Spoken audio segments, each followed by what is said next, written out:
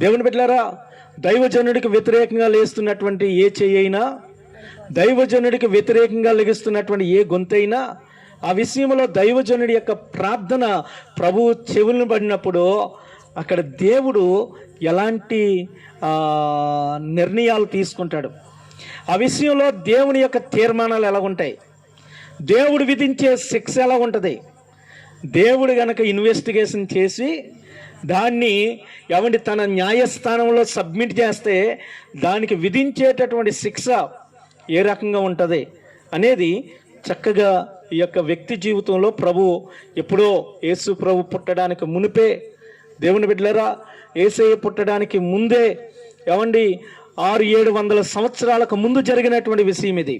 అంటే ఇప్పటికి 3000 సంవత్సరాల క్రిందట జరిగినటువంటి విషయం. ప్రభుకి స్తోత్రం చెప్పండి. సుమారుగా 2700 సంవత్సరాల క్రిందట జరిగినటువంటి విషయాన్ని మనం ఈరోజు బైబిల్లోంచి ధ్యానం చేయబోతూ ఉన్నాం. హల్లెలూయా, హల్లెలూయా.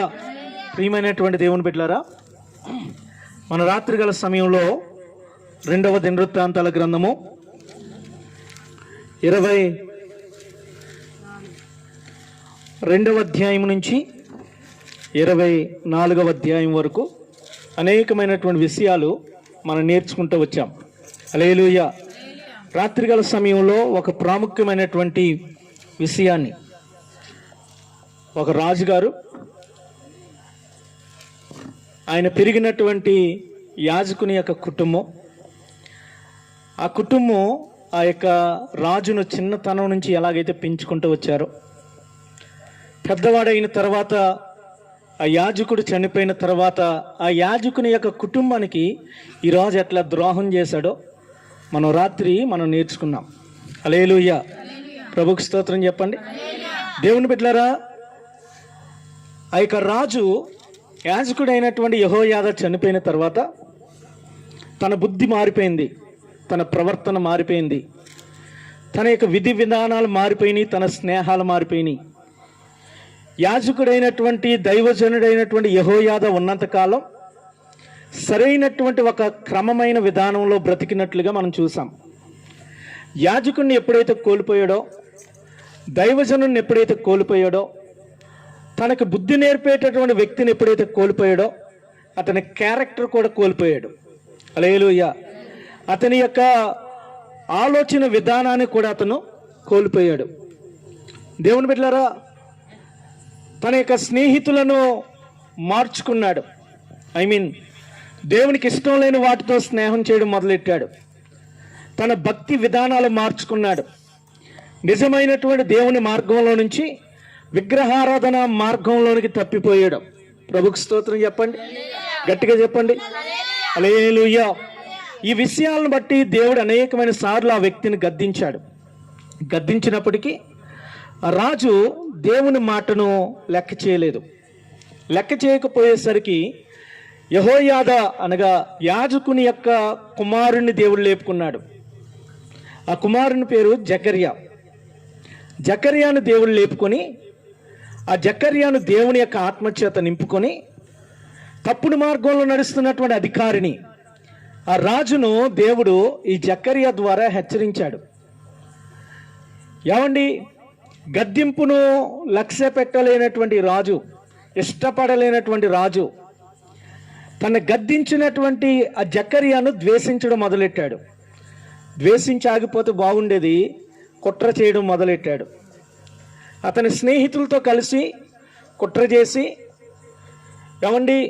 ఈ యొక్క యాజకుడి మీద అనేకమైనటువంటి అభియోగాలు మోపి దేవుని యొక్క మందిరం లోపలే, పరిశుద్ధమైనటువంటి దేవుని మందిరం లోపలే యాజకుడిని రాళ్లతో కొట్టి చంపేశారు. అలా కొట్టి చంపేసి అనుకున్నారు ఎవరు చూడలేదులే, లేదా ఈ విషయం ఎవరికి తెలియదులే, ఒకవేళ ఈ విషయంలో వస్తే ఎవరి దగ్గర రావాలి, రాజు నా దగ్గరికే కదా, నా దగ్గరికి వచ్చినప్పుడు ఈ విషయాన్ని నేను మాఫీ చేస్తానులే, ఎవరికంట పడకుండా ఈ యొక్క విషయం బయటికి రాకుండా నేను దాన్ని కప్పిపుచ్చుతానులే అనుకున్నాడు ఆ యొక్క రాజు అయినటువంటి యోవాషు. హల్లెలూయా. అయితే దేవుని బిడ్డలారా, ఈ యొక్క యాజకుడైన లేదా దైవజనుడైనటువంటి జకర్యా చనిపోతూ ఒక మాట అన్నాడు. ఏమన్నాడు? 24వ అధ్యాయము 22వ వచనంలో రాయబడింది, ఈ ప్రకారము రాజైన యోవాసు జకర్యా తండ్రి అయిన యెహోయాదా తనకు చేసిన ఉపకారమును మరిచిన వాడై అతని కుమారుణ్ణి చంపించెను. అతడు చనిపోవునప్పుడు యెహోవా దీన్ని దృష్టించి దీనిని విచారంలోనికి తెచ్చునుగాక అనిను. ఎవరన్నారు ఈ మాట? దేవుడు అన్నాడా? ఎవరన్నారండి? చనిపోతూ ఉన్నటువంటి దైవజనుడు అన్నాడు. రాళ్లతో కొట్టబడి కొన ఊపిరితో కొట్టిమిట్లాడుతున్నటువంటి దైవజనుడు తను ఎవరితో చెప్పుకోవాలో తెలియక దేవునితో చెప్పుకుంటున్నాడు. ఈ మాటను రాజుకు ప్రకటిస్తున్నాడు. రాజా, ఎవడు చూడట్లేదు అనుకుంటున్నావు? ఎవరికి తెలియదు అనుకుంటున్నావు? నువ్వు చేసినటువంటి ఈ యొక్క దుర్మార్గపు పని, నువ్వు తీస్తున్నటువంటి ప్రాణ హత్య విషయంలో ఈ దేశంలో నాకు సపోర్ట్గా ఎవడు నిలబడకపోయినా నా దేవుడు నిలబడతాడు. దీనిని ఆయన చూస్తున్నాడు, దీనిని విచారణలోనికి తెచ్చునుగాక అని ఆ దైవజనుడు చనిపోయాడు. హల్లెలూయా, ప్రభువుకి స్తోత్రం చెప్దామా? ఈరోజు పగడాల ప్రవీణ్ ఆ యొక్క దైవజనుని కూడా ఎవరు చూడకుండా చంపేసి మమ్మల్ని ఎవరు చూడలేదులే,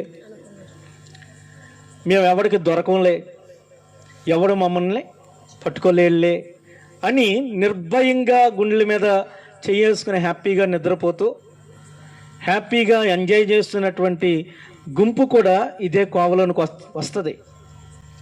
దేవుని బిడ్డలారా, దైవజనుడికి వ్యతిరేకంగా లేస్తున్నటువంటి ఏ చెయ్యైనా, దైవజనుడికి వ్యతిరేకంగా లెగిస్తున్నటువంటి ఏ గొంతైనా, ఆ విషయంలో దైవజనుడి యొక్క ప్రార్థన ప్రభువు చెవులను పడినప్పుడు అక్కడ దేవుడు ఎలాంటి నిర్ణయాలు తీసుకుంటాడు, ఆ విషయంలో దేవుని యొక్క తీర్మానాలు ఎలా ఉంటాయి, దేవుడు విధించే శిక్ష ఎలా ఉంటుంది, దేవుడు గనక ఇన్వెస్టిగేషన్ చేసి దాన్ని తన న్యాయస్థానంలో సబ్మిట్ చేస్తే దానికి విధించేటటువంటి శిక్ష ఏ రకంగా ఉంటుంది అనేది చక్కగా ఈ యొక్క వ్యక్తి జీవితంలో ఎప్పుడో యేసు ప్రభు పుట్టడానికి మునిపే, దేవుని బిడ్డలారా, యేసయ్య పుట్టడానికి ముందే 600-700 సంవత్సరాలకు ముందు జరిగినటువంటి విషయం ఇది.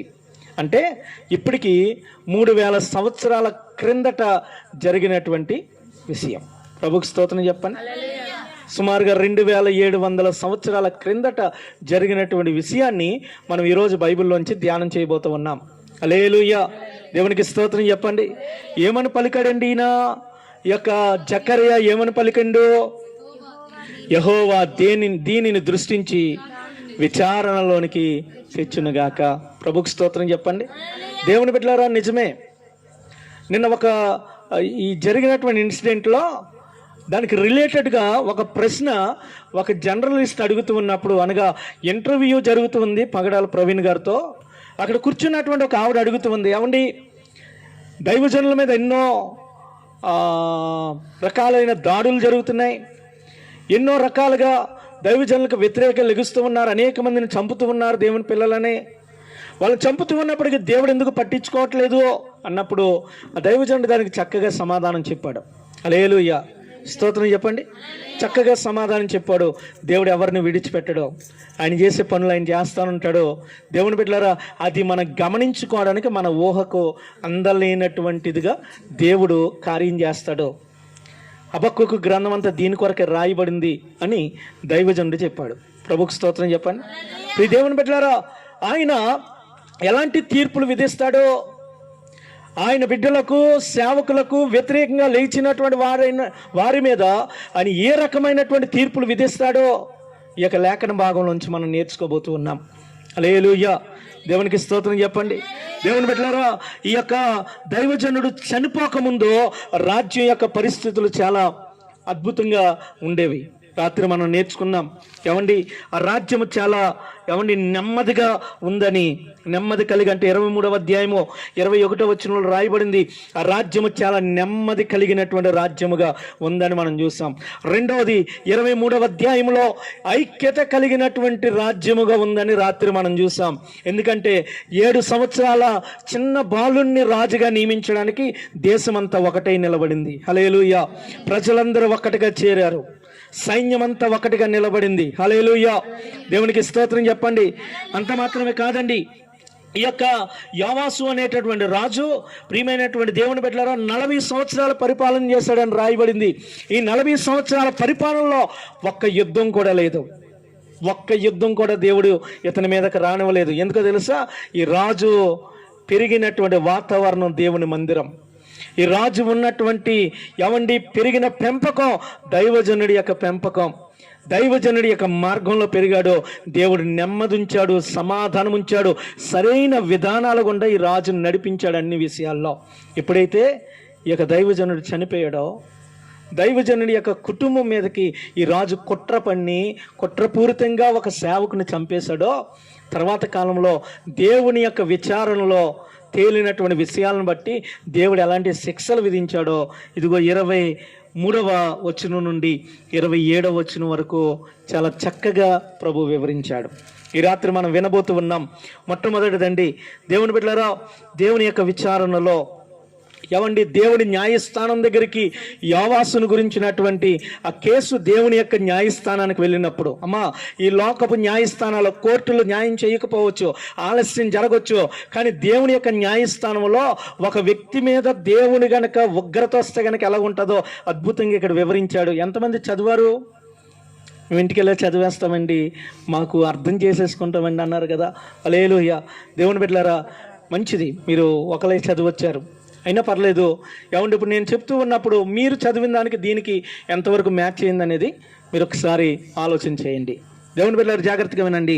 23వ వచనాన్ని మనం చదువుదాం. ఆ సంవత్సరమందు, ఏ సంవత్సరం? ఆ సంవత్సరం అంటే ఆ దైవజనుని యొక్క కుమారుణ్ణి ఎవడు చూడకుండా చంపినటువంటి సంవత్సరమందు, ఏ సంవత్సరంలో అతడు హత్య చేశాడో, ఏ సంవత్సరంలో కుట్ర చేశాడో, ఏ సంవత్సరంలో ఈ దైవజనుడు ప్రభువా నువ్వు దీన్ని విచారణలోనికి తీసుకొని రండి అని దైవజనుడు ఏ సంవత్సరం మందు ప్రార్థించాడో ఆ సంవత్సరం మంది ఏం జరిగిందంట? సిరియా సైన్యము యోవాసు మీదకి వచ్చెను. వారు యోధా దేశం మీదకిని యెరూషలేం మీదకి వచ్చి శేషము లేకుండా, శేషం అంటే మ్యాథ్స్లో వస్తుంది, శేషం అంటే ఇక ఫైనల్ కౌంటింగ్ ఏమీ లేకుండా డైరెక్ట్గా ఇంకా జీరో చేస్తాడు దేవుడు. శేషము లేకుండా జనుల అధిపతులందరినీ హతము చేసి తాము పట్టుకొనిన కొల్ల సొమ్మంతయు దమస్కు రాజునద్దకు పంపిరి. శ్రద్ధగా వినండమ్మా. సిరియానులు చిన్న దండుతో వచ్చినను యోధావారు తమ పితరుల దేవుడైన యెహోవాను విసర్జించినందుకై యెహోవా వారి చేతికి అతి విస్తారమైన ఆ సైన్యమును అప్పగించగా యోవాసుకు శిక్ష కలిగెను. వారు యోవాసును విడిచిపోయినప్పుడు అతని మిక్కిలి రోగి అయి ఉండెను. అప్పుడు యాజకుడైన యెహోయాదా కుమారుల ప్రాణ హత్య దోషము నిమిత్తము అతని సేవకులు అతని మీద కుట్ర చేసి అతడు పడక మీద ఉండగా అతన్ని చంపిరి. అతడు చనిపోయిన తరువాత జనులు దావీదు పట్టణమందు అతని పాతి పెట్టిరు కానీ రాజుల సమాధుల్లో అతన్ని పాతి పెట్టలేదు. హల్లెలూయా. స్తోత్రం చెప్పండి, గట్టిగా చెప్పండి. దేవుని బిడ్డలారా, దేవుని యొక్క విచారణలో, దేవుని న్యాయస్థానంలో జరిగినటువంటి శిక్ష ఎంత దారుణమో తెలుసా? ఇట్లా చదివితే మీకేం అర్థం కాలేదని నాకు అర్థమైపోయింది. ఎందుకంటే మీరు మీ మొహంలో అది నాకు కనబడుతుంది కొట్టొచ్చినట్టు. నేను దీన్ని జాగ్రత్తగా మీకు వివరిస్తాను, జాగ్రత్తగా వినండి. ఆ సంవత్సరమందు, ఇతడు పొరపాటు చేసినటువంటి సంవత్సరమందు, దోషము కుట్ర చేసినటువంటి సంవత్సరమందు, దేవుని దగ్గరికి ఆ యొక్క కేసు వెళ్ళినటువంటి ఆ సంవత్సరమందు దేవుడు కలగజేసుకోవడం మొదలెట్టాడు. బిడ్డలారా వినండి, ఎప్పుడైనప్పటికీ ఎవరి మీదైనా మనం అన్యాయంగా ముందుకెళ్ళినప్పుడు ఒకవేళ దానికి సంబంధించి కొంచెం ఆలస్యం జరగచ్చేమో, కానీ ఆలస్యం తర్వాత భయంకరమైన శిక్ష ఉంటుంది. ఆ ఆలస్యం జరిగేది ఎందుకో తెలుసా? నువ్వు పశ్చాత్తాపడతావేమో. ప్రభు పాదాలు పట్టుకొని, అయ్యా నేను చేసిన తప్పయ్యా, నేను ఇట్లా చేసి ఉండకూడదయ్యా అని నువ్వు దేవుణ్ణి అడగడానికి దేవుడు నీకు సమయం ఇస్తాడు. ఆ సమయాన్ని నువ్వు గనక నిర్లక్ష్యం చేస్తే, బిడ్డలారా, ఆ సమయాన్ని గనక నువ్వు నిర్లక్ష్యం చేస్తే దేవుని తీర్పును తప్పించుకోలేవు. హల్లెలూయా, గట్టిగా స్తోత్రం చెప్పండి. హల్లెలూయా. కాబట్టి ఎప్పుడైనా నీవు ఎవరికైనా వ్యతిరేకంగా అన్యాయంగా నువ్వు ఏదైనా చేసినప్పుడు దేవుడు నీకు కొంత సమయం ఇస్తాడు. తీర్పు రాకముందు, శిక్ష రాకముందు కొంత సమయం ఇస్తాడు. ఆ సమయంలో నేను పరివర్తన చెందాలి, ఆ సమయంలో నేను ఒప్పుకోవాలి, ఆ సమయంలోనే యేసయ్య పాదాలు పట్టుకోవాలి, ఆ సమయంలోనే ఎవరి విషయంలో నువ్వు అన్యాయం చేసావో వారి దగ్గరికి వెళ్ళి నువ్వు క్షమాపణ వేడుకోవాలి. ఈ విషయాన్ని గుర్తుపెట్టుకోండి. యోవాసుకి కొంత సమయం ఇచ్చాడు. ఆ సంవత్సరంలో, అంటే అది జరిగి కొంతకాలం జరిగింది ఆ సంవత్సరంలో. అప్పటికి యోవాసులో మార్పు లేదు. మార్పు లేని తర్వాత ఏం జరిగిందో తెలుసా? సిరియా దేశపు సైన్యము యోవాసు దేశం మీదకి వచ్చింది. అప్పుడు దాకా యుద్ధాలు ఉన్నాయా? చెప్పండి అమ్మా, లేవు. ఇప్పుడు ఏమొచ్చి పడింది? యుద్ధం వచ్చి పడింది. యుద్ధం వచ్చినప్పుడు ఒక మాటలో చెప్పాలంటే యుద్ధానికి మన భాషలో గొడవలు వచ్చినాయి. మన మీదకి యుద్ధాలు ఏమి రావు, కానీ మన కుటుంబాల్లో ఏమొస్తాయి? గొడవలు వస్తాయి. గొడవలు వచ్చినప్పుడు కంటి నిండా నిద్ర ఉంటుందా? కడుపు నిండా భోజనం ఉంటుందా? ఏమండి చెప్పండి, మనశ్శాంతి ఉంటుందమ్మా? నెమ్మది ఉంటుందా? ఏముండదు. మొదట్లో మనం చదువు, ఈ దేశమంతా నెమ్మది కలిగినటువంటి జీవితం కలిగిన ఈ దేశం మీదకి యుద్ధం వచ్చింది. యుద్ధం వచ్చినప్పుడు వారు కలిగినటువంటి ఆ నెమ్మదిని కోల్పోయారు. మొట్టమొదటిది దేవుని శిక్ష ఏంటో తెలుసా? ఇతనికి మనశ్శాంతి లేకుండా చేశాడు. ఏం లేకుండా చేశాడు? చెప్పండి అమ్మా. మనశ్శాంతి కోల్పోయాడు, నెమ్మదిని కోల్పోయాడు. ఎటు చూసిన అల్ల కల్లోలమే. మీరు వార్తలు చూస్తున్నట్లయితే, మా వార్తలు చూస్తే ఇజ్రాయేల్కి గాజాకి మధ్యలో, హమాస్కి మధ్యలో జరుగుతున్నటువంటి యుద్ధం భీకరంగా జరుగుతూ ఉంది. వారికి కంటి మీద కునికి లేదు. ఎటు నుంచి ఏ బాంబులు వచ్చి పడతాయో తెలీదు, ఎటు నుంచి ఏ శత్రువు వస్తాడో తెలీదు. నెమ్మది లేదండి, సమాధానం లేదండి. జాగ్రత్తగా వినండి బిడ్డలారా. వాడిని నేను చూసుకుంటే లాస్ట్లో మీరు నా వైపు చూడండి. స్తోత్రం చెప్పండి. హల్లెలూయా. బిడ్డలారా జాగ్రత్తగా వినండి. ఈ రాజుకి ఎప్పుడైతే ఏమండి దేవుని యొక్క న్యాయస్థానానికి ఆ యొక్క జకర్యా కేసు వెళ్ళిందో, ఏం తీస్తాడు దేవుడు? అమ్మా ఏం తీస్తాడు? మొదట మనశ్శాంతిని తీస్తాడు. మనశ్శాంతిని దూరం చేశాడు. మనశ్శాంతిని దూరం చేస్తే ఒక మాటలో చెప్పాలంటే బ్రతుకున్న శవంతో సమానం. హల్లెలూయా. అమ్మా అవునా కదా? అట్లట్లేదండి. మనశ్శాంతి కరువు అయిపోతే మనిషి బతికే ఉంటాడు, కానీ చచ్చిన శవంతో సమానం.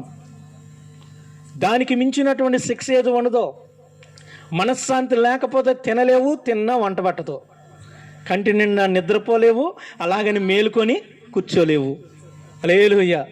స్తోత్రం చెప్పండి. ఎవరి దగ్గరికి వెళ్ళలేవు, వెళ్ళినా అక్కడ ఉండలేవు. ఎంత దారుణమైన పరిస్థితి తెలుసా? యోవాసు జీవితంలో మొదటి శిక్ష ఇది. దేవుని యొక్క సేవకుడికి వ్యతిరేకంగా లేచినందుకు, ఆ సేవకుని చంపించినందుకు, కుట్ర చేసినందుకు, ఏమండి ఎవడు చూడట్లేదురా అనుకున్నందుకు దేవునికి అప్పగించబడినటువంటి ఆ విషయంలో దేవుడు వేసినటువంటి మొదటి శిక్ష మనశ్శాంతిని దూరం చేశాడు, నెమ్మది లేకుండా చేసి పాడేశాడు. రెండవది, దేవుని బిడ్డలారా, రెండవ మాట ఇదే 23వ వచనంలో మనం చదువుదాం. వారు యూదా దేశం మీదకి యెరూషలేము మీదకి వచ్చి శాసమేమీ లేకుండా హతము. ఏమండి ఏ శాసనం లేకుండా? జనుల అధిపతులందరినీ హతము చేశారంట. శాసమేమీ లేకుండా, అంటే ఒక్కడ కూడా మిగలకుండా ప్రజల యొక్క అధికారులందరినీ హతం చేసి పడేశారంట. హల్లెలూయా. అమ్మ అర్థమవుతుందా? తల్లి నా వైపు చూడండి అమ్మా. అటు ఏముంది? ఏం చూస్తున్నారు? నా వైపు చూడండి, శ్రద్ధగా దేవుని మాటలు వినండి. హల్లెలూయా. అక్కడ ఏం లేదు, ఇక్కడ ఉంది. అర్థమవుతుందమ్మా? స్తోత్రం చెప్పండి. మొదటిది నెమ్మది కోల్పోయాడు. రెండోది, వచ్చినటువంటి సైన్యం ఎవరిని చంపేశారంట? రాజున. ఇక్కడ రాయబడింది, శాసమేమీ లేకుండా ప్రజల అధిపతులనందరినీ చంపేశాడంట. ప్రజల అధికారులు అంటే పెద్దలు, అంటే ఇతనికి పెద్ద దిక్కు లేకుండా పోయింది. మా వింటున్నారా? అర్థమవుతుందా? ఒకటి, మనశ్శాంతి లేదు. ఏ బాధన కలిగినప్పుడు ఏమండి సపోర్ట్గా ఉండేటటువంటి ఒక దిక్కు దగ్గరికి మనం వెళ్తాం. ఎవరి దగ్గరికైనా, అది తల్లి కావచ్చు, తండ్రి కావచ్చు, మన స్నేహితుడు కావచ్చు, ఏమండి మనల్ని కొంచెం ప్రోత్సహించే వ్యక్తి కావచ్చు. అలాంటి వ్యక్తుల దగ్గరికి వెళ్ళి బాధ చెప్పుకుంటాం, కొంచెం నెమ్మది కలిగి ఉంటాం. వాడికి ఆ దిక్కు లేకుండా చేసి పడేసాడంట.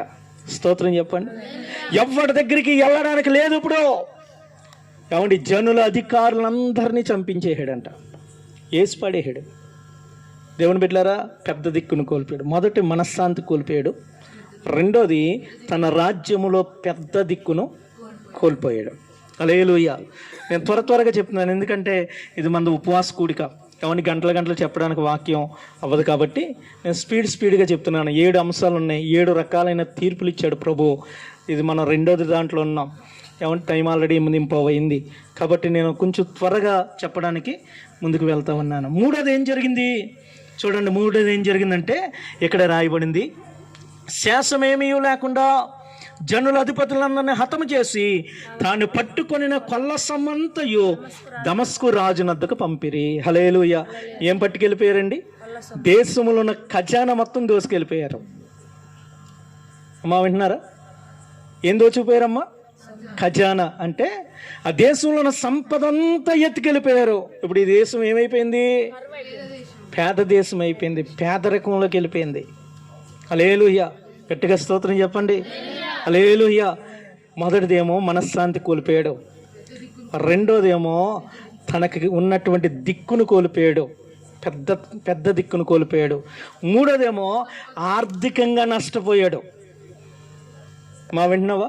ఎలా నష్టపోయాడు తల్లి? ఆర్థికంగా, సంపాదన పరంగా ఆర్థికంగా నష్టపోయాడు. ఒక రకంగా చెప్పాలంటే చేతిలో చెప్ప తప్ప ఏమీ మిగలలేదు. ఏ స్థితిలో ఉండేవాడండి ఒకప్పుడు? అద్భుతమైనటువంటి జీవితం. ఏమండి దేవుని యొక్క మందిరాన్ని బాగు చేసుకునే స్థాయి,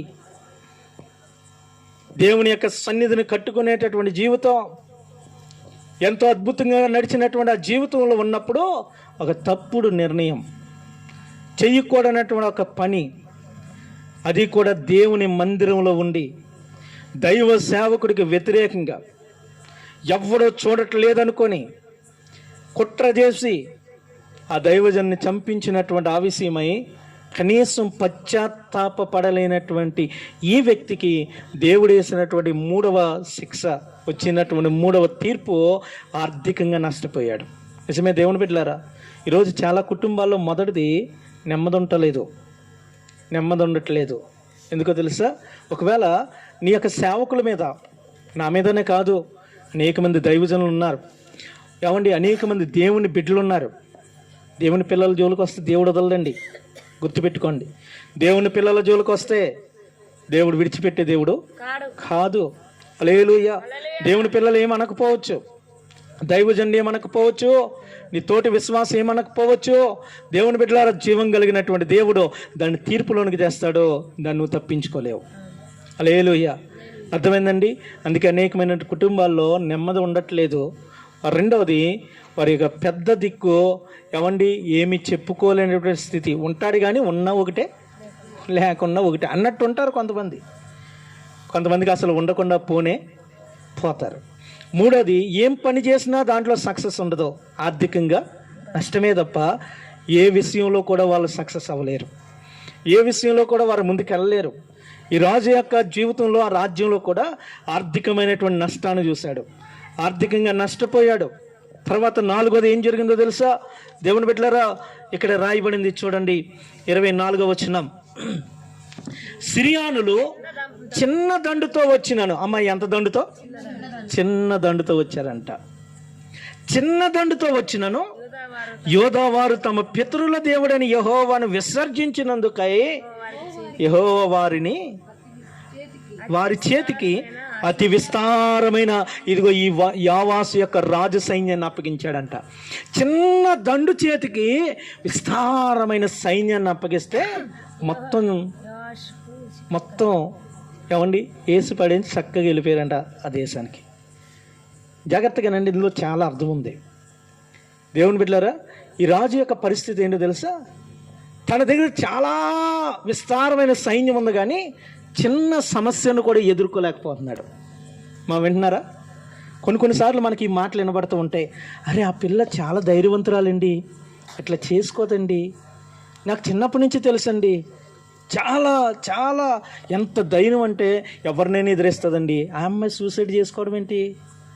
ఆ అమ్మాయి ఇట్లా చిన్నదానికి ఇట్లా అయిపోవడం ఏంటి? ఆ అబ్బాయి ఇట్లా అయిపోవడం ఏంటి? వినలేదా? చాలాసార్లు వినే ఉంటాం. అంటే చిన్ని సమస్యలకు కూడా జయించలేనటువంటి స్థితి. హల్లెలూయా. చిన్న సమస్యలకు కూడా దేవుని బిడ్డలారా జయించలేని పరిస్థితి. అంటే ఇతని దగ్గర విస్తారమైన సైన్యం ఉంది, కానీ ఆ సైన్యంలో బలం చెప్పండి అట్లండమ్మా. చిన్నదానికి అరే నువ్వు ఇంత ఉన్నావు, మా సంతోష్ గాడు వచ్చి నేను కొడేస్తున్నాడంటే అర్థం ఏంటి? ఎవడన్నా వచ్చినప్పుడు ఏమంటారు? ఎద్దులాగా ఉన్నావు, ఆ చిన్నపిల్లడి చేతిలో దెబ్బలు తింటావేంటి అంటారు. అట్లట్లే అంటారు. అంటే ఎంతుండే ఉపయోగం ఏంటి? నీలో ఏం లేదు, బలం లేదు, ఎదిరించగలిగిన శక్తిని కోల్పోయావు నువ్వు. దేవుని బిడ్డలారా, ఈ యొక్క యోవాసు జీవితంలో అదే జరిగింది. యోవాసు జీవితంలో విస్తారమైన సైన్యం ఉంది, చిన్న సైన్యాన్ని ఎదిరించలేకపోతున్నాడు, చిన్న సమస్యను జయించలేకపోతున్నాడు. కారణం ఇక్కడ రాయబడింది, దేవుడు అతను విడిచిపెట్టేశాడంట. హల్లెలూయా, స్తోత్రం చెప్పండి అమ్మా. ఏం చేశాడు దేవుడు? ఏం చేశాడు? ఏమండి, సైన్యం చేతులు ఓడిపోవడం ఒక లెక్క అయితే, దేవుడు విడిచిపెట్టడం మరొక తీర్పు. దేవుని బిడ్డలారా, దేవుడే విడిచిపెట్టినప్పుడు ఇంకెంతమంది దగ్గరికి వెళ్ళి నువ్వు చేయి చాపితే మాత్రం నీకు బలం ఎక్కడి నుంచి వస్తుంది? చెప్పండి అమ్మా, ఎక్కడి నుంచి వస్తుంది? రాదు. యోవాసు జీవితంలో జరిగింది అదే. మొదటిదేమో ప్రశాంతత కోల్పోయాడు, రెండోదేమో ఏమండి తన యొక్క పెద్ద దిక్కును కోల్పోయాడు, మూడోదేమో ఆస్తిని కోల్పోయాడు, ఆస్తి నష్టం జరిగింది, నాలుగోది ప్రియ దేవుని బిడ్డలారా ఏమండి తన యొక్క బలాన్ని కోల్పోయాడు. ఏం కోల్పోయాడమ్మా? సైన్యాన్ని, ఎదిరించేటటువంటి సత్తాను కోల్పోయాడు. ఇంకో మాట చెప్పనా ప్రియ దేవుని బిడ్డలారా, ఇశ్రాయేలు సైన్యంలో ఇప్పుడే కాదు అప్పట్లో కూడా ఇశ్రాయేలు సైన్యం అంటే ఆ చుట్టూ ఉన్నటువంటి రాజ్యాలందరికీ హడలు. మీరు బైబిల్ చదివితే శ్రద్ధగా మొదటి సమయాలు, రెండో సమయాలు, మొదటి రాజులు, రెండో రాజులు, మొదటి దినవృత్తాంతాలు, రెండో దినవృత్తాంతాలు ఈ చదివితే మీకు చాలా ఎక్సలెంట్గా అర్థమవుతుంది. ఈ 6 పుస్తకాల్లోనే వీరి బలహీనతలు రాయబడ్డాయి. జాగ్రత్తగానండి. ఈ సైన్యం అంటే చుట్టూ ఉన్న దేశాలన్నిటికీ చాలా హడలండి. ఎందుకంటే వీరి సైన్యంలో ఒక్కొక్కడు తక్కువ 700-800 మందిని ఒక్కడే చంపేయగలరు. ఒక్కడే. అమ్మా, ఈ మధ్యలో అంతకుముందు ఏదో ఒక సినిమా ఒకటి వచ్చింది, ఏమండి, ఒక్కడిని కాదు షేర్ ఖాన్ 100 మందిని పంపించావు, బలవంతులను చూసి మరీ ఇది సినిమాలు. అరే, బైబిల్లో ఒక్కడే 800 మందిని చంపిండు, ఒక్కడే. రియల్ ఇది అమ్మా, అది సినిమా, అది డమ్మీ, ఇది ఒరిజినల్. ఇది దావీదుతో అంటాడు, దావీదుతో సైన్యం అంటే అయ్యా నువ్వు ఒక్కడవే మాకు 10,000 మందితో సమానం అంటాడు. స్తోత్రం చెప్పండి. మా దావీదు ఒక్కడు ఎంతమంది? 10,000 మంది ఎదురుగుండా వస్తే దావీదు ఒక్కడ సరిపోతాడంట. అది సైన్యం ఇచ్చినటువంటి ఏమండి ఆ భరోసా, దావీదు అన్నటువంటి స్టేట్మెంట్ దావీదు కోసం. ఇంకో మాట చెప్పనా, ఈ యొక్క ఇజ్రాయేల్ సైన్యంలో ఎలాంటి వాళ్ళు ఉండేవాళ్ళు తెలుసా? ఒక సంసోను. ఎవరమ్మా? సంసోను బలం ఏంటో తెలుసా? ఒక పచ్చి గాడిద దవడ ఎముకను పట్టుకొని ఎంతమందిని? 1000 మందిని. మా 1000 మందిని చెయ్యి తిమురు. ఇంకొకటి ఇశ్రాయేలీల్లో ఒక న్యాయాధిపతి ఉంటుంది, యెహూదు అనే న్యాయాధిపతి ఉంటాడు. యెహూదు అతడికి యుద్ధంలో చెయ్యి తిమ్మిరెక్కితే చేతికి కత్తి కట్టుకున్నాడంట. ఏం కట్టుకున్నాడు? చేతికి కత్తి కట్టుకొని ఆ తిమ్మిరి పట్టినటువంటి చేతితో ఆ కత్తి కట్టుకొని ఆ కొడతా ఉంటే 300 మందిని చంపిందంట ఒక యుద్ధంలో. ఎంతమందిని అంటే చూడండి, ఇలాంటి సైన్యం కలిగినటువంటి ఈ రాజు చిన్న సైన్యం చేతిలో ఓడిపోతూ ఉన్నాడు. ఎంత దారుణం! ఎందుకు? దేవుడు వదిలేశాడు. దేవుడిస్తున్న తీర్పు ఇది, దీన్ని ఎవ్వడు మార్చలేడు. హల్లెలూయా, స్తోత్రం చెప్పండి, గట్టిగా చెప్పండి. ప్రియ దేవుని బిడ్డలారా, తన యొక్క బలాన్ని కోల్పోయాడు. సైన్యాన్ని కోల్పోవడం అంటే బలాన్ని కోల్పోవడమే. రాజుకి బలం ఏంటో తెలుసా? ప్రజలు ప్లస్ సైన్యం. ఈ రెండు ఎంత తగ్గిపోతే అంత బలాన్ని కోల్పోయినట్టే. ఆ రాజు అంత హీన స్థితికి వెళ్ళిపోయినట్లే. అందుకే సామెతల గ్రంథంలో సొలొమోను గారు ఒక మాట రాస్తాడు. సామెతలు 14వ అధ్యాయము 28వ వచనంలో ఉంటుంది. ఏమని ఉంటుంది తెలుసా? ఏమండి, జనము ప్రబలుట రాజులకు ఘనతంట, జనక్షయత కలుగుట అంటే జనం తగ్గిపోవడం, సైన్యం తగ్గిపోవడం రాజుకి బలహీనత అంట, రాజ్యానికి బలహీనత అంట. హల్లెలూయా, గట్టిగా స్తోత్రం చెప్పండి. దేవుని బిడ్డలారా, ఈ యొక్క రాజు యొక్క బలాన్ని దేవుడు తగ్గించాడు, కోల్పోయాడు ఈ వ్యక్తి. తర్వాత 5వది ఇక్కడ రాయబడింది 25వ వచనం. వారు యోవాసును విడిచిపోయినప్పుడు అతడు మిక్కిలి రోగి అయిపోయాడు. అమ్మ, ఏమైపోయాడు? చెప్పండి చెప్పండి. ఎలాంటి రోగం అది? మిక్కిలి రోగం అంట. మిక్కిలి అంటే చాలా భయంకరమైన రోగం. ఇంకా వింటున్నారా? చాలా భయంకరమైన రోగం. 5వది ఆరోగ్యం పోయింది. ఆరోగ్యం పోయింది. మంచం పట్టాడు, ఆ కింద ఉంటుంది. అతడు మంచం మీద పండుకొని ఉన్నప్పుడు అనే మాట ఉంటుంది. ఏమండి, జాగ్రత్తగా వినండి. మొదటిదేమో మనశ్శాంతిని కోల్పోయాడు. రెండోదేమో తన యొక్క యోగక్షేమాల గురించి విచారించేటటువంటి పెద్ద దిక్కును కోల్పోయాడు. మూడవదేమో దేవుని బిడ్డలారా ఆస్తిని కోల్పోయాడు. నాలుగోది బలాన్ని. నాలుగోది ఏంటండి? చెప్పండి. బలాన్ని కోల్పోయాడు. 5వది ఆరోగ్యాన్ని కోల్పోయాడు. హల్లెలూయా, ఆరోగ్యాన్ని కోల్పోయాడు. ఏమండి, ఇవన్నీ ఎప్పుడు జరిగినాయి తెలుసా? 47వ సంవత్సరం. ఇతని వయసు అప్పటికి 47 సంవత్సరాలు. ఎన్నో సంవత్సరాలు రాజయ్యాడు? 7వ సంవత్సరంలో అయ్యాడు. ఎన్ని సంవత్సరాలు పరిపాలించాడు? 40 సంవత్సరాలు పరిపాలించాడు. అంటే ఈ యొక్క 40 సంవత్సరాల పరిపాలనలో ఆ యొక్క 7 సంవత్సరాలు, 47 సంవత్సరాలు. 40 సంవత్సరాలు ఏ యుద్ధం లేదు ఇతని మీదకి, ఏ శత్రువు లేడు, ఏ రోగం వచ్చినట్టు బైబిల్లో లేదు. ఎప్పుడైతే దేవునికి వ్యతిరేకంగా తప్పు చేశాడో, చెయ్యకూడని పాపం చేశాడో, బిడ్డలారా దైవజనుని మీద తిరుగుబాటు చేశాడో, ఏమండి ఉపకారం చేసిన వాడికి అపకారం తలపెట్టాడో, ఇదిగో ఈ భయంకరమైనటువంటి శిక్ష అతని మీదకి వచ్చి పడింది. హల్లెలూయా, గట్టిగా దేవునికి స్తోత్రం చెప్దామా. ఈ భయంకరమైనటువంటి శిక్షకు ఆ వ్యక్తి గురైపోయాడు. ఇక్కడ రాయబడింది అతడు మిక్కిలి రోగి అయి ఉండేను. ఇప్పుడు ఒక చిన్న మాట అండి, జాగ్రత్తగా నేను బిడ్డలారా. ఇప్పుడు వచ్చిన సైన్యం అందరిని చంపారు కదా, ఇతన్ని ఎందుకు చంపలేదు? అమ్మా, ఇప్పుడు వచ్చిన సైన్యం ఆస్తి పట్టుకెళ్ళిపోయారు, ఆ దేశపు పెద్దలను చంపేశారు, అక్కడ ఉన్నటువంటి సైన్యాన్ని చంపేశారు, సమస్తం పట్టుకొని వెళ్ళిపోయారు కదా. మరి ఈ వ్యక్తిని ఎందుకు చంపకుండా వెళ్ళిపోయారంటే దేవుని లెక్కలు వేరేగా ఉంటాయి. స్తోత్రం చెప్పండి, గట్టిగా చెప్పండి. అమ్మా, మన లెక్కలు వేరే, దేవుని లెక్కలు వేరే. ఈ వ్యక్తి రోగంతో కృంగిపోతూ ఉన్నప్పుడు, రోగంతో మంచం పట్టిన తర్వాత ఏం జరిగిందో తెలుసా? చూడండి, ఇక్కడ రాయబడింది దేవుని బిడ్డలారా 25వ వచనంలో, అప్పుడు యాజకుడైన యెహోయాదా కుమారుల ప్రాణ హత్య దోషము నిమిత్తము అతని సేవకులు అతని మీద కుట్ర చేసి, ఈ యొక్క రాజు దైవజనుని ఏం చేసి చంపాడు? కుట్ర చేసి చంపాడు. జాగ్రత్తగానండి. దైవజనుని చంపడానికి అతడు వేసిన ఎత్తుగాడు ఏంటంటే కుట్ర. దేవుడు ఇతన్ని ఎలా చంపించాడమ్మా? యుద్ధంలో చచ్చిపోతే వీరమరణం అంటారు.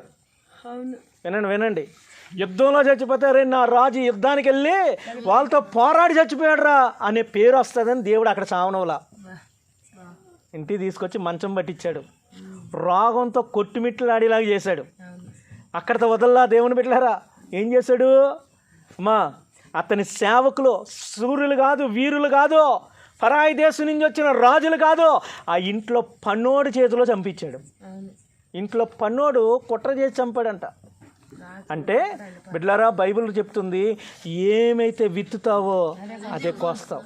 ఇది దేవుని తీర్పు. ఇది మనుషుడా, నువ్వు ఏది విత్తుతావో ఆ పంటనే కోస్తావు, మోసపోవద్దు అన్నాడు దేవుడు.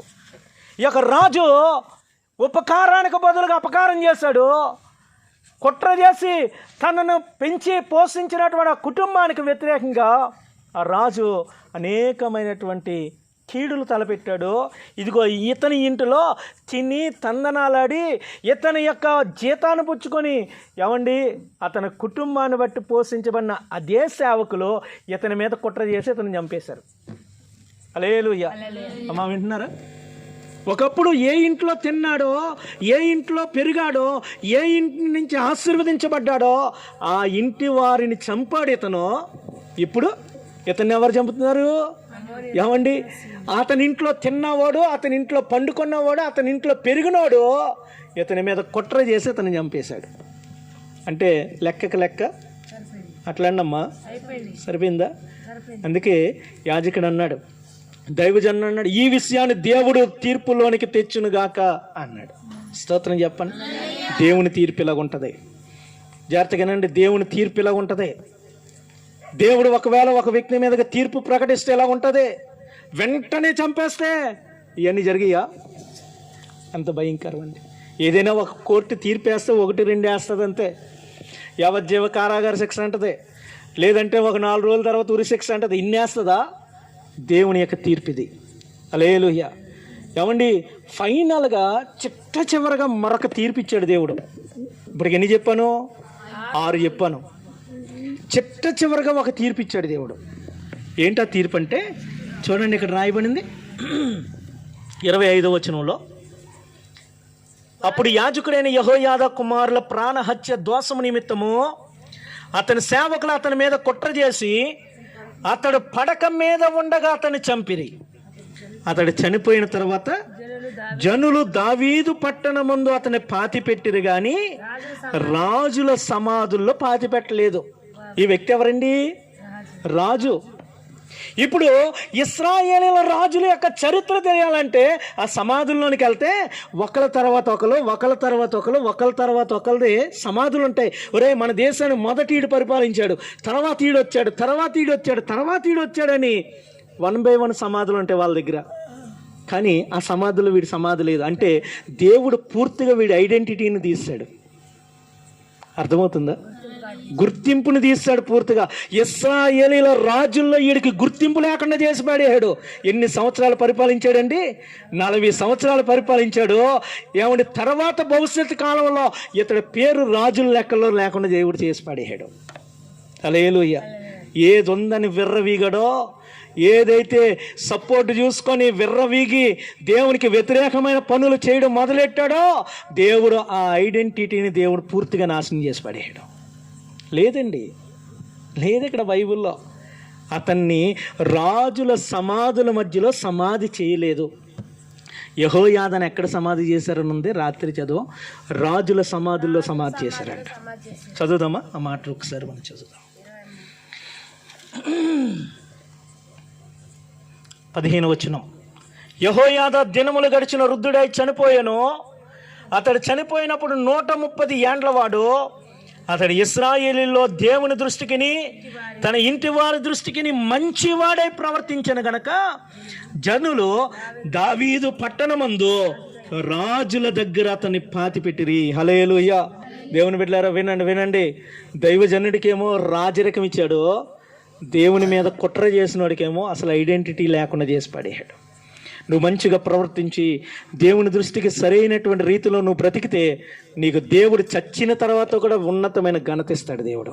ఈరోజు పగడాల ప్రవీణ్ గారు చనిపోయారు. దేవుని బిడ్డలారా, నాకు తెలిసి చనిపోయినటువంటి వ్యక్తుల్లో ఇంతమంది అటెండ్ అవ్వడం నేను చూడడం, నేను చూడడం క్రైస్తవుల్లో మొదటిసారి. రాజకీయ నాయకుల్లో ఎన్టీ రామారావు సమయంలో ఆయన చనిపోయినప్పుడు వెళ్ళారు మొదటిసారి. Second time Y S Rajasekhara Reddy చచ్చిపోయినప్పుడు వెళ్ళారు. తర్వాత ఈయనకే చూశాను నేను ఇంతమందిని. సభలకు వెళ్తారు కానీ చచ్చిపోయిన తర్వాత బరియలు చేయడానికి ఇంతమంది వెళ్ళడం నేను ఇదే ఫస్ట్ టైం చూడడం. దేవుని బిడ్డలారా, ఎంత ఘనత ఇచ్చాడండి దేవుడు. ఎంత ఘనత ఇచ్చాడు. ఈ వ్యక్తి యొక్క ఘనతను దేవుడు కొట్టేశాడు. ఇతని పేరు కూడా రాబోయే తరంలో ఒరే ఈ పలానా యోవాస్ అనేవాడు పరిపాలించాడురా అనేది కూడా లేకుండా ప్రభు సమాధిలోనికి చేరనవలేదు. ఇదేంటి దేవుని తీర్పు. ఇది దేవుని తీర్పు. ఒకవేళ దేవుని బిడ్డలారా, ఇప్పుడు జరిగేటటువంటి ఎంక్వైరీలో, విచారణలో ఆ దైవజన్ని చంపినోడు తప్పించుకోవచ్చు, కానీ దేవుడి తీర్పు నుంచి అయితే తప్పించుకోలేడు. స్తోత్రం చెప్పండి. హల్లెలూయా. దేవుని తీర్పు నుంచి తప్పించుకోలేడు. ఇదిగో ఇక్కడ ఎన్ని విధాలుగా అతడు శిక్ష పొందాడో ఈ యోవాస్ అనే రాజు, అన్ని విధాలుగా దేవుడు అతన్ని కుదిస్తాడు, తగ్గిస్తాడు. రే వీళ్ళ జోలికి ఎందుకు వెళ్ళాను రా బాబు అని తల బాదుకొని ఏడ్చేంత శిక్ష దేవుడు వేస్తాడు. ఏమండి, దేవుని బిడ్డలు మర్చిపోవచ్చు. బిడ్డలారా, ఆ పగడాల ప్రవీణ్ పాస్టర్ గారి యొక్క భార్య అంటుంది, మా ఆయన చాలా సౌమ్యుడండి, చాలా మంచోడండి. ఒకవేళ ఆయనే కనుక బ్రతుకుంటే మా ఆయన చంపిన వాళ్ళని ఎదుర్కొని నిలబెట్టి ఏం చేయమంటావు అయ్యి అంటే వాళ్ళకి క్షమించి వదిలేస్తానని అంటాడండి. ఎంత మంచోడు. మేము వాళ్ళ మీద శిక్ష కోరుకోవట్లేదు, వాళ్ళ మీద రివెంజ్ కోరుకోవట్లేదు, మేము దేవుని పని కోసం వచ్చాం. మా ఆయన ఎక్కడైతే పని ఇడిచిపెట్టాడో అక్కడి నుంచి నేను దేవుని పనిలో ముందుకెళ్తానండి అని చెప్పింది. నేను ఈరోజు గ్రూప్లో కూడా పెట్టాను, అవును ఇందాక పెట్టాను అది. హల్లెలూయా. వినండి దేవుని బిడ్డలారా, ఆవిడికి తెలుగు రాదు ఆమె. హల్లెలూయా. ఆమె మన రాష్ట్రానికి చెందిన ఆమె కాదు, మధ్యప్రదేశ్కి చెందిన ఆమె. హల్లెలూయా. అందుకని ఇంగ్లీష్లో స్పీచ్ ఇచ్చింది. వాళ్ళ అమ్మాయి కూడా చాలా చక్కగా, దేవుని సేవకుడి యొక్క కుమార్తె చాలా చక్కగా మాట్లాడింది. బిడ్డలారా, ఈరోజు ఈ యొక్క సందర్భంగా నేను మాట్లాడుతున్నటువంటి మాట మరొకసారి ఈ మైక్ శబ్దం ద్వారా ఎక్కువ మందికి వినిపించదు అనుకోండి. దేవుని బిడ్డలారా, వినబడినటువంటి వాళ్ళకి చెప్పే మాట, కూర్చున్న వారికి చెప్పే మాట, నీ జీవితంలో పొరపాటును కూడా దేవుని బిడ్డల జోలికి వెళ్ళమాకు. దేవునికి, దేవుని పిల్లలకు వ్యతిరేకంగా నువ్వు నిలబడమాకు. ఆ విషయం దేవుడు విచారణలోనికి తెస్తే ఇదిగో ఈ యొక్క యోవాసు యొక్క జీవితం భయంకరంగా తయారైంది. ఐడెంటిటీ లేకుండా పోయింది, గుర్తింపు లేకుండా పోయింది, మనశ్శాంతి లేకుండా పోయింది, పెద్దరికాన్ని కోల్పోయినటువంటి పరిస్థితి. ఆస్తి కోల్పోయిండో, దేవుని బిడ్డలారా బలాన్ని కోల్పోయాడో, ఆరోగ్యం కోల్పోయాడో, ఏదైతే విత్తాడో అది కోసాడో. చివరికి తన జీవిత కాలంలో ఒక యోవాసు అనేవాడు ఒకడు ఉన్నాడురా అనేది కూడా చెప్పండి లేకుండా పోయాడు. హల్లెలూయా. ఏమండి, ఆ యొక్క బుక్లోనేమో ఈయన పేరు ఉంటుంది, సమాధుల్లోనేమో శవం ఉండదు. అర్థమవుతుందండి? అంటే మార్చురీలో బుక్లో పేరు ఉంటుంది, లోన చూస్తే శవం మిస్సింగ్. హల్లెలూయా. అర్థమవుతుందా బిడ్డలారా? బయట బుక్లో ఏముంటుంది? పేరు ఉంటుంది. మరి లోనికి వెళ్ళి బాక్సులు ఎతికితే కనపడదు. అంత భయంకరమైనటువంటి పరిస్థితి. కాబట్టి ఆ శిక్షను, దేవుని శిక్షను తప్పించుకోవడం ఎవరి వల్ల కాదు. కాబట్టి దేవుని బిడ్డలారా, మనం జాగ్రత్త కలిగిన వారంగా ఉందాం. అంత మాత్రమే కాదు, దైవజనులకు క్షేమం కొరకు ప్రార్థన చేయండి. మరి ముఖ్యంగా మరి ప్రభువు యొక్క పిలుపును అందుకొని ఏమండి దేవుని సన్నిధికి వెళ్ళినటువంటి ప్రవీణ్ పాస్టర్ గారి యొక్క కుటుంబాన్ని బట్టి మీరు ప్రార్థనలో జ్ఞాపకం చేసుకోనండి. మన ప్రాంతంలో సేవ చేస్తున్నటువంటి దైవజనులను జ్ఞాపకం చేసుకోండి, దేవుని బిడ్డలను జ్ఞాపకం చేసుకోనండి. ప్రతిరోజు అనేకులు మారాలని మనం ప్రార్థనలు చేస్తున్నాం, అనేక కుటుంబాలు మారాలని ప్రార్థన చేస్తున్నాం, త్రాగుడు బంధకాల నుంచి అనేక మంది బయటికి రావాలని ప్రార్థన చేస్తున్నాం. చాలా సంతోషం దేవుని బిడ్డలారా. వీళ్ళందరూ బయటికి రావాలంటే దైవజనుడికి క్షేమంగా ఉండాలి కదా. ఆ కుటుంబం కొరకు కూడా మనం ప్రార్థన చేద్దాం. ప్రతి దైవజనుడిని దేవుడు ఉన్నతంగా వాడుకోవాలని, బలమైనటువంటి ఆత్మతో నింపి ఘనమైన పరిచర్య చేసేవాడుగా దేవుడు సేవకులను, వారి కుటుంబాలను నింపాలని, ప్రతి సేవకుడు కుటుంబంలో కూడా ఆ సేవకుని కుటుంబానికి ఇచ్చినటువంటి సమర్పణ దేవుడు ఇవ్వాలని ప్రార్థన చేయండి. ప్రభువుకి స్తోత్రం చెప్దామా?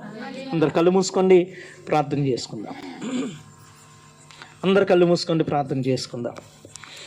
పరిశుద్ధుడు అయినటువంటి తండ్రి, గొప్ప దేవుడా, మహోన్నతుడా, నీకే వందనాలు. ప్రియ దేవుని బిడ్డలారా, ఈ ప్రత్యేకమైనటువంటి సమయంలో మరొక పిలుపుని నేను మీకు ఇస్తూ ఉన్నాను. ఒకవేళ ఎప్పటి వరకు నీ జీవితంలో నీకు గుర్తుండి ఎప్పుడైనా దేవుని కానీ, దేవుని పిల్లలను కానీ, దేవుని సేవకులు కానీ విమర్శించినటువంటి లక్షణాలు కానీ, వారికి వ్యతిరేకంగా నడిచినటువంటి నడవడిక కానీ నీ జీవితంలో ఉంటే, ఇంతకాలం దేవుడు నిన్ను కరుణించాడేమో, దేవుని బిడ్డ ఈ భయంకరమైనటువంటి తీర్పును తప్పించుకున్నట్లుగా ఈ సమయంలో పశ్చాత్తాపంతో ప్రార్థన చేద్దాం. ప్రభువా, నన్ను క్షమించు ప్రభువా. ఏ విషయంలోనైనా నీకు కానీ, పరిచర్యకు కానీ, సేవకులకు కానీ, సంఘానికి కానీ వ్యతిరేకంగా నేను అయ్యా నడిచినట్లయితే నన్ను నీ విచారణలోనికి తేవద్దు ప్రభువా, నన్ను నీ తీర్పులోనికి తేవద్దు ప్రభువా, నన్ను దయతో క్షమించు ప్రభు అని ప్రార్థన చేద్దాం. అందరూ కూడా ఒక్క నిమిషం ప్రార్థన చేయండి. బిడ్డలారా, ఎవరు మటుకు వారు ప్రార్థన చేసుకోండి. తల్లి, ఇప్పటికీ నువ్వు మౌనంగా ఉంటే, ఈ సమయాన్ని కనుక నువ్వు పోగొట్టుకుంటే ఇక నీకు మరొక సమయం రాకపోవచ్చు. దేవుడి యుద్ధం నీ మీద ప్రకటించవచ్చు, దేవుడి తీర్పు నీ మీద ప్రకటించవచ్చు. నువ్వు మౌనంగా ఉండొద్దు, మౌనంగా ఉండొద్దు, మౌనంగా ఉండొద్దు. ప్రార్థన చేయి బిడ్డ, ప్రార్థన చేయి, ప్రార్థన చేయి, ప్రార్థన చేయి.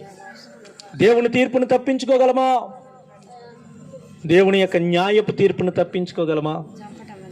దేవుని బిడ్డ యోవాసు ఏదైతే విత్తాడో అది కోసాడు కదా. ఎలాగైతే మోసం చేశాడో అట్లా మోసపోయే విధంగా, అట్లా కుట్ర ద్వారా చనిపోయే విధంగా ప్రభు అతని జీవితాన్ని అప్పగించాడు కదా. తన సేవకుల మీదకు లేచినటువంటి వాడికి ఐడెంటిటీ లేకుండా ప్రభువు చేసి పాడేసింది కదా. ఈరోజు బిడ్డలారా, ప్రార్థన చేద్దాం. అయ్యా, అటు తీర్పు నాకొద్దయ్యా, అటు తీర్పు నాకొద్దయ్యా, దయతో నన్ను క్షమించు ప్రభు. నేను పాదాలు పట్టుకుందాం.